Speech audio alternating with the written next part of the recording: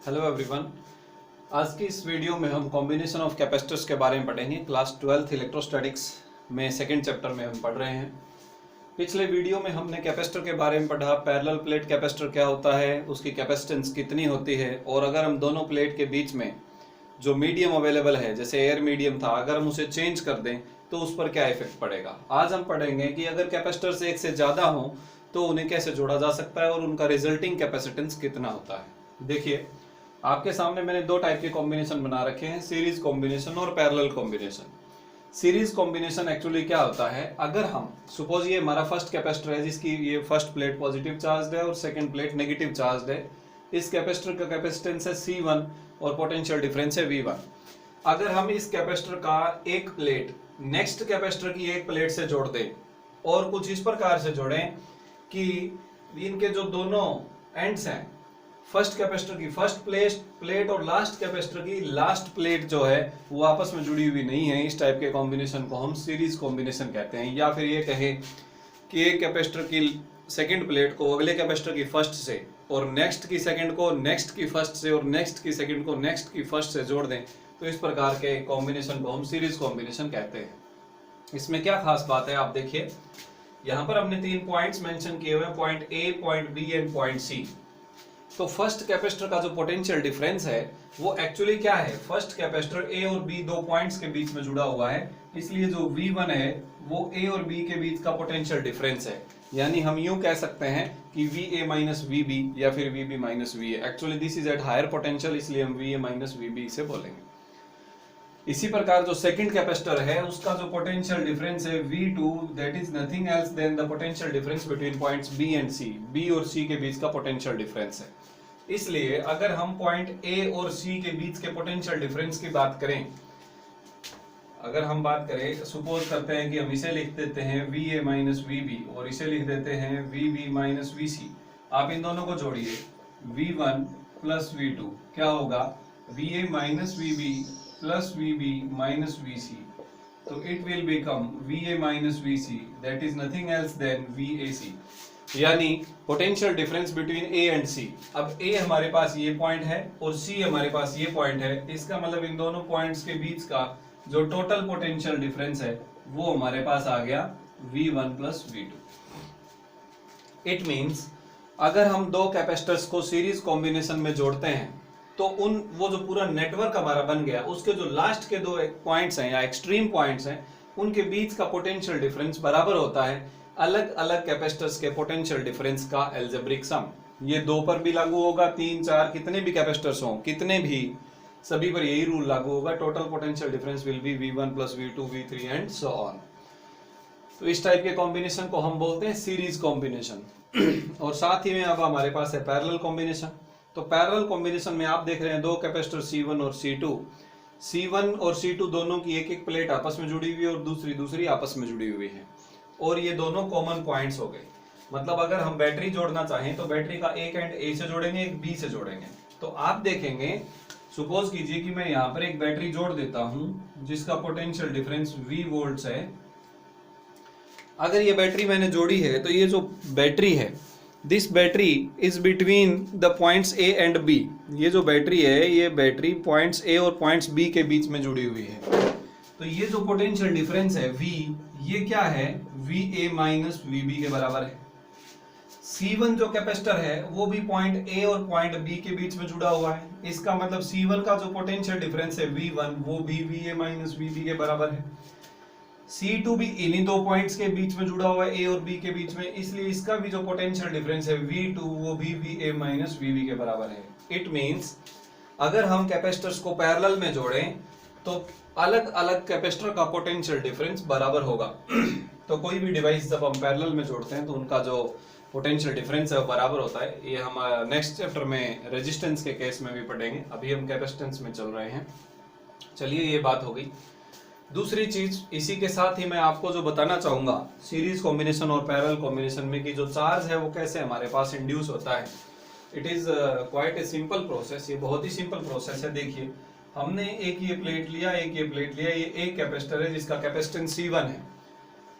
इसको हमने कुछ दूसरी प्लेट्स के साथ जोड़ दिया लाइक दिस। ये दूसरा कैपेसिटर हो गया। देखिए ये फर्स्ट कैपेसिटर है C1, ये दूसरा कैपेसिटर है C2। ये पहली प्लेट, दूसरी, तीसरी और चौथी प्लेट है। Okay fine. कोई बैटरी जुड़ी हुई नहीं है। अगर बैटरी नहीं जुड़ी हुई है तो कोई चार्ज नहीं है। Okay fine. टोटली न्यूट्रल हमारे पास कैपेसिटर्स हैं। अब आपने क्या किया, एक बैटरी को जोड़ दिया। जैसे ही आप एक बैटरी यहां पर जोड़ेंगे तो ये जो फर्स्ट प्लेट है, पॉजिटिव चार्ज इसमें से इलेक्ट्रॉन को अपनी तरफ खींचेगा, सॉरी पॉजिटिव प्लेट इलेक्ट्रॉन्स को अपनी तरफ खींचेगा। इलेक्ट्रॉन जब इधर जाएंगे तो इस प्लेट पर इलेक्ट्रॉन्स की कमी होती रहेगी, और जैसे जैसे कमी होती जाएगी वैसे वैसे यहाँ पर पॉजिटिव चार्ज बढ़ता जाएगा। हम पहले ही पढ़ चुके हैं, ट्रांसफर ऑफ इलेक्ट्रॉन्स की वजह से जहां से इलेक्ट्रॉन जाते हैं वो प्लेट पॉजिटिव चार्ज हो जाती है या वो बॉडी पॉजिटिव चार्ज हो जाती है। मान लीजिए n इलेक्ट्रॉन यहाँ से गए तो यहाँ पर टोटल चार्ज n इंटू ई आ जाएगा। तो ये हमारे पास हो गया प्लस का क्यू। सपोज ये हुआ प्लस क्यू, तो ये पॉजिटिव चार्ज इस सेकंड प्लेट के इलेक्ट्रॉन्स को अपनी तरफ खींचेगा, और क्योंकि बीच में कोई कंडक्टिंग मीडियम नहीं है तो वो इलेक्ट्रॉन यहां तक नहीं आ सकते। तो इस सेकंड प्लेट के लेफ्ट साइड में यानी इस फर्स्ट प्लेट की तरफ नेगेटिव चार्ज इंड्यूस हो जाएगा। तो यहां पर हमारे पास इंड्यूस हो गया नेगेटिव चार्ज। अब देखिए जो प्लेट 2 और 3 है वो किसी के भी साथ जुड़ी हुई नहीं है, वो आपस में जुड़ी हुई है सिर्फ, उनका और किसी के साथ कोई भी कनेक्शन नहीं है। If there is no connection तो प्लेट 2 और 3 का जो टोटल चार्ज पहले था वो 0 था। अगर टोटल चार्ज पहले 0 था तो बाद में भी 0 होना चाहिए। कंजर्वेशन ऑफ चार्ज में हम पढ़ चुके हैं कि अगर कोई सिस्टम आइसोलेटेड है यानी बाहर से कोई चार्ज इंपोर्ट एक्सपोर्ट नहीं करता है तो उसका टोटल चार्ज जितना है उतना ही रहेगा। अब ये क्या करेगा, इंडक्शन की वजह से नंबर 2 प्लेट पर नेगेटिव क्यू चार्ज आ गया, तो जितना यहाँ नेगेटिव आ जाएगा उतना पॉजिटिव ऑटोमेटिकली प्लेट 3 के ऊपर शिफ्ट हो जाएगा, यानी यहाँ बच जाएगा। यानी हम यूं कह सकते हैं कि प्लेट 2 और 3 से जितने यहाँ पर पॉजिटिव चार्ज था उतना नेगेटिव चार्ज इधर शिफ्ट हो गया, और कंजर्वेशन ऑफ चार्ज की वजह से प्लेट 3 जो है वो पॉजिटिव चार्ज बच गई। और फिर इंडक्शन की वजह से यहाँ पर इलेक्ट्रॉन इकट्ठे हो जाएंगे और वो इलेक्ट्रॉन ये जो नेगेटिव है बैटरी का वो सप्लाई देगा, तो उतना ही यहाँ नेगेटिव चार्ज हो जाएगा। इट मीन्स अगर हम कितने भी कैपेसिटर्स को सीरीज में जोड़ें तो सभी कैपेसिटर्स के ऊपर जो चार्ज है वो बराबर है, और कैपेसिटर का जो चार्ज है बच्चे वो माना जाता है किसी एक प्लेट का चार्ज। जैसे हम कहते हैं कि how much is the charge on a capacitor, किसी कैपेसिटर पर कितना चार्ज है, तो इसका मतलब है उसकी इंडिविजुअल प्लेट की बात हो रही है, यानी उस पर कितना पॉजिटिव है कितना नेगेटिव है। अगर ये बात की जाएगी उस पर नेट कितना चार्ज है, टोटल कितना है, तो टोटल तो हमेशा ही 0 रहेगा, क्योंकि एक कैपेसिटर की एक प्लेट पॉजिटिव चार्ज होगी, दूसरी उतनी ही नेगेटिव चार्ज होगी, इसलिए जो चार्ज है वो 0 रहेगा।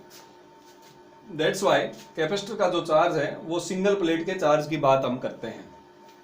तो ये है कि कैपेसिटर कैसे चार्ज होता है, ये सीरीज कॉम्बिनेशन में था। बात करते हैं पैरेलल कॉम्बिनेशन की। पैरेलल कॉम्बिनेशन में ये पॉजिटिव जो है बैटरी का दोनों प्लेट से जुड़ा हुआ है, तो ये दोनों से अलग अलग इलेक्ट्रॉन्स खींच लेगा, क्योंकि इसकी जो कैपेसिटेंस है कैपेसिटर की अलग अलग है। कैपेसिटेंस का मतलब है चार्ज को स्टोर करने की कैपेसिटी या एनर्जी को स्टोर करने की कैपेसिटी। तो कुछ इलेक्ट्रॉन फर्स्ट वाली प्लेट दे देगी, कुछ इलेक्ट्रॉन सेकंड वाली प्लेट दे देगी। मान लीजिए कि n1 इलेक्ट्रॉन फर्स्ट प्लेट ने दिए, n1 इलेक्ट्रॉन्स फर्स्ट प्लेट ने दिए और वो यहाँ आ गए, और n2 इलेक्ट्रॉन जो है वो सेकंड प्लेट ने दिए, वो भी यहाँ आ गए। तो यहाँ पर n1 प्लस n2 इतने इलेक्ट्रॉन बैटरी के पॉजिटिव ने खींच लिए, तो कितना चार्ज खींचा, n1 plus n2 multiplied by E. तो यहाँ पर कितना चार्ज हुआ, n1e, तो इसे मैं आपको q1 बोल देता हूँ। और यहाँ पर कितना चार्ज हुआ, n2e, इसे मैं बोल देता हूँ q2। इंडक्शन की वजह से इतना ही यहाँ नेगेटिव होगा q1 और यहाँ इतना ही पॉजिटिव होगा नेगेटिव q2। इंडक्शन की वजह से जितना यहाँ पॉजिटिव था उतना ही यहाँ नेगेटिव, जितना यहाँ पॉजिटिव था उतना ही यहाँ नेगेटिव। तो इसलिए अगर कैपेसिटर्स के कैपेसिटेंस अलग अलग है तो सभी कैपेसिटर के ऊपर अलग अलग चार्ज होगा, q1, q2, q3 and so on.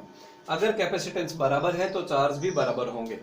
तो 2-3 चीजें हमने यहाँ पर पढ़ी। अगर हम सीरीज कॉम्बिनेशन की बात करते हैं तो पोटेंशियल डिफरेंस सबका अलग अलग होता है, सभी कैपेसिटर्स का चार्ज सब पर बराबर होता है। अगर पैरेलल कॉम्बिनेशन की बात करते हैं तो पोटेंशियल डिफरेंस सब पर बराबर होता है और चार्ज अलग अलग होता है। चलिए डियर स्टूडेंट्स, इसके बाद हम बात करेंगे कि कितनी कैपेसिटेंस होती है। अगर हम कैपेसिटर्स को सीरीज में या पैरेलल में जोड़ें तो उस टोटल नेटवर्क की टोटल कैपेसिटेंस या नेट कैपेसिटेंस कितनी होती है। Let us discuss. चलिए बात करते हैं सीरीज कॉम्बिनेशन की। हमारे पास 2 कैपेसिटर हैं C1 और C2 और उन्हें हमने सीरीज में जोड़ रखा है। देखिए हम प्लेट का एरिया नहीं दिखा रहे हैं, ये कैपेसिटर का सिंबल है कि इसका मीनिंग है कि ये हमारा कैपेसिटर है जिसका कुछ एरिया है और उन दोनों प्लेट्स के बीच में कुछ सेपरेशन है। ओके, इतना हम ऑलरेडी डिस्कस कर चुके हैं। पहला कैपेसिटर 2 पॉइंट्स के बीच में जुड़ा हुआ है ए और बी, तो इसका पोटेंशियल डिफरेंस होगा VA माइनस VB, दूसरे का होगा VB माइनस VC, और पूरे नेटवर्क का होगा V बराबर VA माइनस VC या फिर V1 प्लस V2। ये हम ऑलरेडी डिस्कस कर चुके हैं। देखिए, अगर इसकी फर्स्ट प्लेट पॉजिटिव चार्ज है तो इसकी सेकंड प्लेट उतना ही नेगेटिव चार्ज होगा, और सेम चार्ज दूसरे कैपेसिटर पर भी होगा। चलिए, तो हम बात करते हैं एज V बराबर होगा V1 प्लस V2। V जो है वो दोनों पोटेंशियल डिफरेंस के सम के बराबर होगा। अब क्योंकि also Q is equal to CV होता है, तो यहां से हमें V क्या मिल जाएगा, Q डिवाइडेड बाई C। यानी हम किसी भी दो पॉइंट के बीच में पोटेंशियल डिफरेंस की बात करें तो वहां पर चार्ज कितना है डिवाइडेड बाई कैपेसिटेंस कितना है। तो ये अगर टोटल पोटेंशियल की बात कर रहे हैं हम V, ये क्या है V हमारे पास टोटल पोटेंशियल। तो टोटल पोटेंशियल का फार्मूला क्या होगा, total charge divided by total capacitance. Total capacitance क्योंकि हम पूरे नेटवर्क की बात कर रहे हैं और सीरीज नेटवर्क है, तो चलिए मैं इसे एक बार के लिए CS लिख देता हूं, कैपेसिटेंस ऑफ सीरीज नेटवर्क। तो Q divided by CS equal to what is V1। V1 कितना है हमारे पास, पहले कैपेसिटर का पोटेंशियल डिफरेंस, और वो क्या होगा, पहले का चार्ज डिवाइडेड बाय पहले की capacitance by using this formula. तो आपके पास आ जाएगा Q by C1 plus V2 की जगह हमारे पास आ जाएगा Q बाई C2। अब आप Q जो है वो दोनों साइड से कॉमन लेके कैंसिल कर देंगे, यहाँ से कॉमन आए कैंसिल हो जाएगा, और 1 डिवाइडेड बाई C सीरीज बराबर आ जाएगा 1 by C1 plus 1 by C2। यानी अगर हमें टोटल कैपेसिटेंस निकालनी हो पॉइंट A से C के बीच में, तो उसका ये फार्मूला है 1 बाई C सीरीज बराबर 1 by C1 plus 1 by C2। अगर यहाँ तीसरा कैपेसिटर होता तो plus 1 by C3 and so on. फिर हम क्या करेंगे, C1 C2 C3 इन सभी की वैल्यूज न्यूमेरिकल जब दिया होगा तो वैल्यूज पुट करेंगे, सोल्व करेंगे, और हमें 1 बाई CS ना निकाल के CS निकालना है, तो सबसे लास्ट में जाके इस पूरे को हम उल्टा कर देंगे, रेसिप्रोकल ले लेंगे, तो वहां से हमें C सीरीज मिल जाएगा। मैं आपको एग्जांपल के लिए बताता हूं। मान लीजिए कि अगर हमारे पास C1 जो है वो 4 माइक्रोफैरेड है और C2 जो है दैट इज 8 माइक्रोफैरेड। एक आपने 4 माइक्रोफैरेड का कैपेसिटर ले रखा है, 8 का ले रखा है, तो 1 बाई C सीरीज क्या हो जाएगा, 1 बाई 4 प्लस 1 बाई 8। एलसीएम हमारे पास आ गया 8, ऊपर आया 2 प्लस 1 दैट इज 3 बाई 8। तो हमें चाहिए C सीरीज, तो C सीरीज क्या होगा, इसका उल्टा कर दीजिए, उल्टा करेंगे तो 8 बाई 3, और क्योंकि इन दोनों की यूनिट माइक्रोफैरेड में थी तो हमारा आंसर आ गया माइक्रोफैरेड में। तो सभी स्टूडेंट्स ने ऐसे ही करना है, लास्ट तक इसे सोल्व करना है एलसीएम लेके, और लास्ट इन द एंड आप उसे उल्टा कर देंगे तो you will get the answer of series capacitance. कई बार इसे ऐसा भी लिखा हो सकता है कि find C between A and C, यानी A और C पॉइंट्स के बीच का कैपेसिटेंस निकालिए। इसी को कई बार आप इक्विवेलेंट कैपेसिटेंस भी बोलते हैं कि find out equivalent capacitance of the network. तो ये सब एक ही बात है, चाहे वो सीरीज का पूछ रहा है या नेटवर्क का पूछ रहा है, इक्विवेलेंट पूछ रहा है या पॉइंट्स बता के पूछ रहा है, मतलब हमें टोटल कैपेसिटेंस फाइंड आउट करनी है। ओके फाइन, एक बात मैं दोबारा से यहाँ मेंशन कर देता हूँ कि इस कॉम्बिनेशन का जो टोटल चार्ज है वो उतना ही होगा जितना अलग अलग कैपेसिटर का चार्ज है, और अलग अलग कैपेसिटर का चार्ज बराबर होता है हमेशा, इसलिए पहले का भी Q, दूसरे का भी Q, तीसरे का भी Q, और पूरे नेटवर्क का चार्ज भी Q इच। दैट्स वाई अब हमारा सीरीज कॉम्बिनेशन कंप्लीट हो चुका है। अभी हम बात करते हैं पैरेलल कॉम्बिनेशन की। देखिए, हमने यहाँ पर दो कैपेसिटर लिए हैं C1 और C2, जिनको हमने पैरेलल में जोड़ा हुआ है। पैरेलल में जोड़ने का मतलब दोनों की फर्स्ट प्लेट एक साथ जुड़ी हुई है, सेकंड प्लेट एक साथ जुड़ी हुई है, दैट्स फाइन। अब हम ऑलरेडी जो डिस्कस कर चुके हैं वो ये कि दोनों के अक्रॉस जो पोटेंशियल डिफरेंस है वो सेम होगा V, और एक्चुअली ये बराबर होगा VA माइनस VB के, और जो अलग होगा दैट इज Q1 Q2, यानी दोनों का चार्ज। तो जो टोटल चार्ज होगा, मैंने जैसे कि पिछले टॉपिक में समझाया है आप लोगों को कि जो टोटल चार्ज था Q वो कितना था, N1 plus N2 into E, तो ये हमारे पास था N1E प्लस N2E, और this is what Q1 and this is Q2। तो जो टोटल चार्ज है वो हमारे पास Q1 प्लस Q2 के बराबर होगा। तो आप डायरेक्टली लेकर चलेंगे कि total charge as Q is equal to Q1 plus Q2, fine. अब क्योंकि total charge Q1 plus Q2 है तो Q is equal to CV होता है हमारे पास। हम ऑलरेडी स्टडी कर चुके हैं कि जो चार्ज है वो कैपेसिटेंस बाय पोटेंशियल डिफरेंस होता है। अब लेफ्ट साइड में हमने जो चार्ज लिखा है वो पूरे नेटवर्क का चार्ज है, that is Q। It means हमारे पास जो कैपेसिटेंस है वो पूरे नेटवर्क का होगा, जिसे आप CP बोलेंगे क्योंकि हम पैरेलल की बात कर रहे हैं। CP divided by potential difference, और टोटल पोटेंशियल डिफरेंस V भी दोनों का बराबर होगा। Q1 बराबर क्या होगा, C1 डिवाइडेड बाई V1, और Q2 बराबर होगा C2 डिवाइडेड बाई V2। और V1 V2 सभी हमारे पास पोटेंशियल डिफरेंस के बराबर है, जितना भी पोटेंशियल डिफरेंस हम सर्किट को सप्लाई दे रहे हैं।